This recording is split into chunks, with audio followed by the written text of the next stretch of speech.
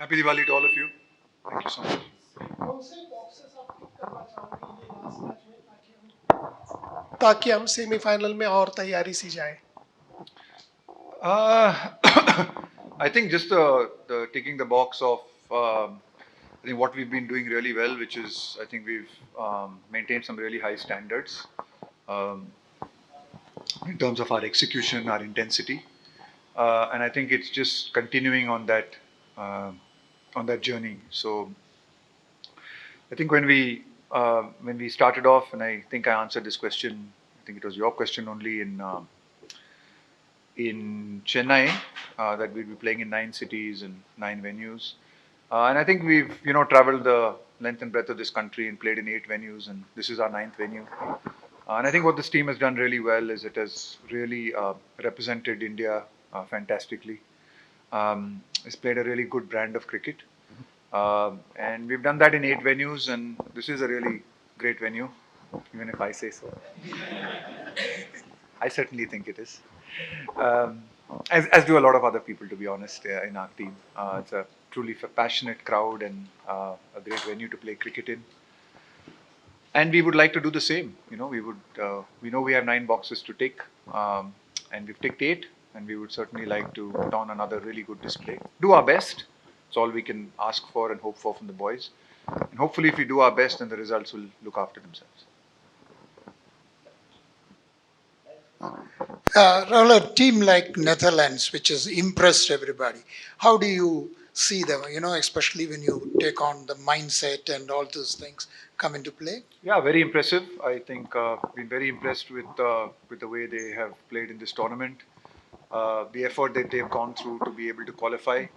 Um, I have some, I won't say first-hand experience, but I certainly know how difficult it is for associate teams to be able to reach this level and play. Having spent some time in Scotland myself in the early 2000, spent some time there, and I know things have improved for the associates since then. Certainly over the last 20 years, the ICC has done a really good job of trying to improve their standards and try to give their players same amount of opportunities. Of course, it's never going to be the same. The kind of professional setups now of some of the more established teams, but certainly I think the performances of teams like Netherlands certainly go a long way in boosting the morale of a lot of the other associate nations, that they can certainly compete, that they've got some very good players. And it's quite inspiring to see that in spite of the challenges that they do face, that they're able to compete at this level, to play at this level.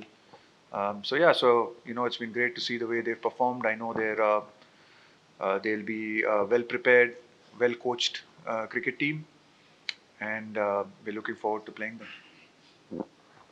Hi Rahul, over here. Hi, sorry. ये इतना pressure वाला tournament घर पे खेल रहे आप लोग, तो रोहित मैदान पर एकदम कूल काम कंपोज दिखाई दिए हैं अभी हमेशा, और अभी काफी टाइम से आप दोनों साथ हैं जोड़ी में, तो रोहित की कैप्टनसी को आप स्पेशली वर्ल्ड कप में या अदरवाइज कैसे देखते हैं? Yeah, Rohit has certainly been a leader, without a doubt. I think he's led by example both on and off the field. Some of the starts that he's given us, the way he's cracked open games for us. A lot of times people have looked at one. I mean, I can't go into the specific games. I'm sure that you will be able to look into it. But there have been some games where it could have been tricky for us. But the fact that he's been able to get us to those kind of starts has literally cracked open the game. So in the end, it's actually looked easy. But on reflection as a coaching staff, when we looked at it, we've realized the impact that an innings like that, of his innings, have had on games like that have made it look easy for us, and certainly made it easier for the guys who followed in that department. So, I think he's been fantastic with his batting, the leadership that he's shown, and taking on the game, in leading from the front. We've talked about playing in a particular way. You cannot do that unless your leader really buys in and actually shows by example. And it's been terrific to see the way Rohit's done that. And I think his captaincy has obviously been fantastic as well. It's been very good for a long time. He's someone who's certainly got the respect of the group and the team, certainly got the respect of our coaching staff. And yeah, it's been a pleasure to see him operate the way he has. both on and off the field, like I said. And I think he's truly someone who's deserves all the success that he's been getting, and hopefully it may continue. Rahul, yeah. This side. Sorry, yeah. Yeah. Rahul, since this is the last league game and India is assured of a top finish, is there a possibility of giving a chance to the guys who haven't played much in the tournament? Or do you want to maintain the same level and take on the intensity to the semi-final? I mean, honestly, we've had 6 days off from the last game, so we're pretty well rested, and the guys are in good shape. Is all I'll say without giving away the 11. So we've had 6 days off. We've got one game before a semi-final. Boys are rested, so that's all I'll say. Yeah, Rahul, Make the inferences. Rahul, the bowlers have enjoyed bowling under the lights. Like going into the semi-final, would you prefer having them bowl first over here and just to get accustomed to the conditions of the Wankhede? We've done both things. To be honest with you, we bowled first. We've batted first in this tournament. I think that's been the really good thing for us in 8 games. I think in the first 4 or 5, I think we batted first, and then we had to chase in the last 3. So we've actually done both things, and we're pretty comfortable with both things. So I'm not too worried about it. We'll have a look at the wicket and see what we need to do and decide what we want to do. So there are advantages and there are advantages of both things. I mean, there are arguments both ways of, batting first and putting up a score and hopefully, setting the tone that way.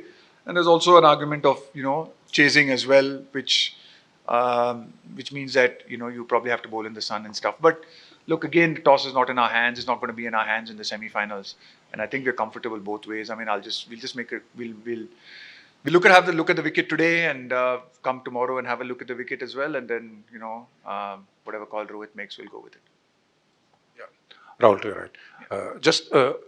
You said you can make your own inferences, but I'm just saying, how do you balance somebody like Prasidh who's just come into the side, hasn't had a lot of cricket in the recent past. So how do you balance that between sticking to the guys who have rested and who have done the job for you so far and keeping him ready in case the need might arise at some stage? To be honest with you, you're at a pointy end in a tournament now. So now at this stage, it's about just focusing on getting the guys who you think are going to be playing in the 11 in the best possible space mentally and physically to be able to play that semi-final and hopefully the final if we earn it. So that will be the single-pointed thinking. It's not about. There are times for larger picture thinking and there are times for narrow focus thinking, in my opinion. And now's the time for sheer narrow focus thinking, if everyone is fit. Hi Rahul. Just a question on the middle order. They have done well this World Cup. 2-3 games we saw where they stepped out well. So a word on the middle order. Yeah, it's terrific. I mean, I think again I answered this question if I remember in Chennai, and I said that middle orders in one-day cricket. Somebody asked me about, it and I said middle orders are going to be very, very important in a tournament like this. They're going to how well your middle order performs in sometimes very tricky conditions and challenging situations under pressure is actually going to probably decide how well you do.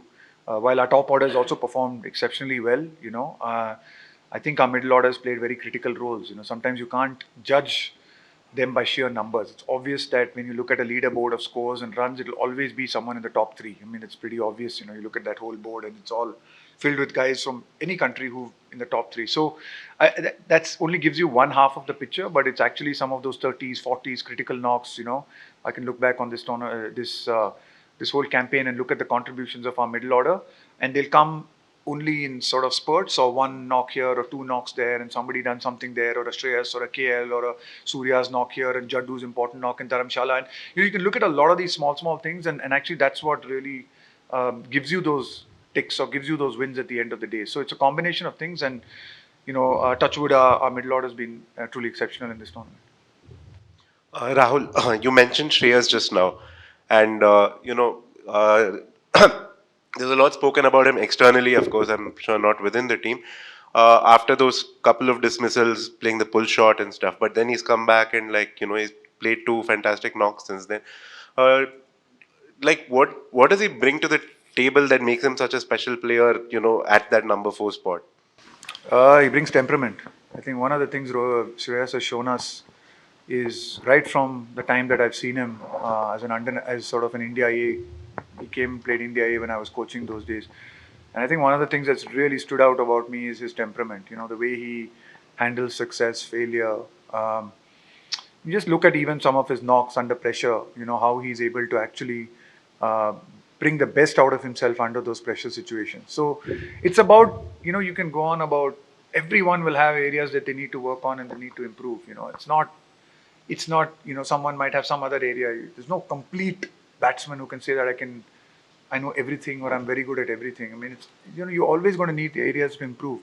But in the end of the day, you have to be judged by the results you produce and the runs you score and when you score them. And I think Shreyas, one of the things that does stand out, look at some of his test innings, look at how he started his test debut, look at some of the critical knocks he's played for us. I mean, even in the 2 years that I've been here, I mean, Bangladesh, that game under extreme pressure, who's the guy who stands up? You got Ash and Shreyas, guys like that who incredible temperament, incredible strength of mind, and I think that's what has held him in really good stead. He's terrific temperamentally, so when someone like him does well, he's going to make big contributions, and not always work out, but when it does, someone like him is going to make a big play. Them opportunities, perhaps through the A team or uh, some similar programs? Yeah, I mean, I wouldn't could go know the exact details of how to go about it in a press conference like this, but certainly, I think, and I think it's really good. I mean, it's heartening to see. I think the next 2020 World Cup had 20 teams participating in it. Cricket's in the Olympics as well in 2027, I think, 28. 28. So cricket's in the Olympics as well. So I think these are really good signs that show that we're trying to embrace more teams into it. It's complex. It's not easy. I mean, there are only 365 days in the year. There's so much of cricket being played. It's becoming harder even for. I mean, I know how tough our schedules are, and it's very harder for the more established teams or the more the sort of the non-associate teams itself to be able to fit in time and calendar to play each other. To find that balance, yeah. But like you said, maybe the route is to go down A-team cricket, and then these specific tournaments like this. They're qualifiers, they're tournaments like having 20 people in a T20 World Cup, Olympics. So I think it's growing, and it's good to see that it's going in the right direction, I think.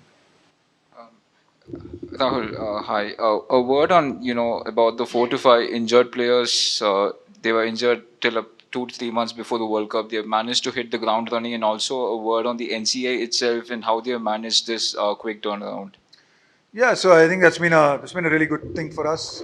Obviously, a lot of thought and planning has gone into it. I think there's a combination of things. In these things, you need a little bit of luck as well. You need a bit of luck to go your way. Unfortunately, um, we've had. I think it's been great for us to have those guys back fit and ready for this tournament. Just in time for this tournament. Our margins were tight. Our lines were tight.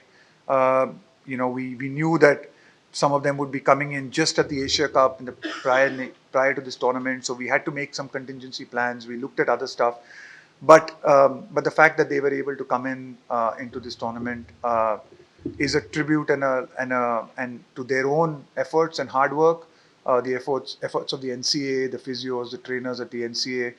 For ensuring that we stuck to those timelines and managed to hit those timelines as and when as soon as we could, and a little bit of luck as well. You need a little bit of luck in these things. Sometimes they go this way, sometimes they go that way. Knowing that 3 weeks here, 4 weeks here, and you can lose a player. So it's a combination of all of those things. But yeah, I think when you're playing big tournaments like this, you want your best players playing. Unfortunately, at the T20 World Cup, we probably didn't have a little bit of that luck, especially when you lose players like Booms and Jaddu. At the World Test Championship, we missed a couple of guys. Even here, to be honest, we have missed a couple of guys. One before the tournament and one during the tournament. But we've been able to respond really well so far. And I think that's been again something I'm very proud of. We had a balance. We knew what a balance is. We've structured the whole thing around certain things. But when that hasn't happened, we've had the ability, the skill, and the mental fortitude to be able to bounce back and to be able to still compete and do really well. So yeah, I think credit to the guys, credit to, like I said, I think even the NCA for all the work that they do. A lot of the stuff is behind the scenes. People don't get to see it. People don't see it. And it's not easy, some of these things, to get people right in professional sport. Sometimes people think, oh, it's easy to get injured players playing again. It's not that simple. It's easy to get people playing when you have an injury in normal life, and getting back on the park and getting back to normal office work is easy, but getting back to people to professional sport is not easy. So, yeah, well done to everyone so far. Uh, Hi Rahul. Hi. There's just a 2 day gap after tomorrow's match before the semi-final. In terms of the mindset, is a shift required in terms of when a team is playing a knockout game? Does that require a mindset shift? And if yes, how do the players approach that? Not really. I mean, I think we just want to focus one game at a time. You still have to play good cricket, whether you're playing in a league game, as we've done, or whether you've got to play a semi-final. I mean, you've just got certain skills. You've got to execute, and execute really well, and execute better than the opposition. So you just got to focus on that. Focus on what you can control, which is your skills, your ability. Prepare yourself both mentally, physically, as best as you can for the game, and then yeah, just play that game and try and do the best in that particular game. Rahul sir, recently we have seen a few incidents which has, again created a lot of debate, especially on the other side of the ground, is that playing with the spirit of cricket and maintaining the, rule of cricket. So there is a lot of debate on this. So just wanted to know your view or the views of the players those who perform on the field, how they take in situation like this, especially you have been during your playing career, you have been a part of a situation where MS Dhoni recalled Ian Bell. So under these circumstances, how do players, think? So I think, like you rightly, like you just said yourself, I mean, everyone thinks differently. We are all unique creatures, and we have our own minds and our own thoughts. And the players will be the same. Each one of us will think differently about a particular situation. And there's no real right and wrong. I mean, you can go and debate both the situations. You can debate whether we have to stick to the rules as they are, or you have to sometimes give a little leeway for a little bit of spirit of cricket. And there'll be people on both sides of the camp, and I think just understanding that it's okay to have those differences is fine. It's fine to have those differences, and some people might agree or not agree with certain decisions that were taken. Others will say, no, it's in the rules, so I'm allowed to do it. And that's the way it is. You can't, when someone wants to take the letter of the rule law to the last nth degree, I don't think you can complain about it, because honestly, he's just following the rules as he sees it. Yeah, I mean, you might not do it yourself. I mean, we might not do it, but you can't blame somebody for following it, because you put that in place, and you have to give scope for that level of understanding of somebody. Whether you choose to do it or not is completely your decision, and thank you.